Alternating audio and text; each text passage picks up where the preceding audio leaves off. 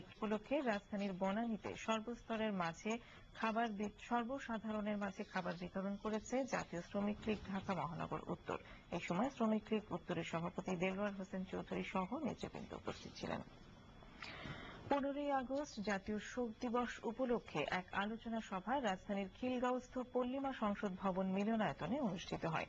সংগঠনের সভাপতি হাফিজুর রহমান ময়নার সভাপতিত্বে সভায় বাংলাদেশ শান্তি পরিষদের সভাপতি মোজাফফর হোসেন পল্টু সহ অন্যান্য নেতৃবৃন্দ বক্তৃতা করেন। বক্তারা বলেন, বাঙালি জাতিসত্তা ও মূল্যবোধের মূর্ত প্রতীক বঙ্গবন্ধু শেখ মুজিবুর রহমান। তাকে হত্যার মধ্য দিয়ে বাঙালি জাতীয়তাবাদ ও মুক্তিযুদ্ধের চেতনাকে ধ্বংস করতে চেয়েছিল স্বাধীনতা বিরোধী অপশক্তি, কিন্তু তাদের সেই চেষ্টা সফল হয়নি।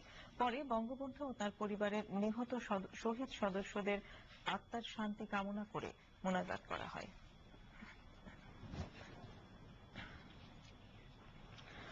গোপালগঞ্জ 1 আসনের সাবেক সংসদ সদস্য মরহুম কাজী আব্দুর রশিদের নামাজে জানাজা আজ বিকেলে মকসুদপুর উপজেলা ঈদগাহ মাঠে অনুষ্ঠিত হয়েছে। তিনি গতরাতে বার্ধক্যজনিত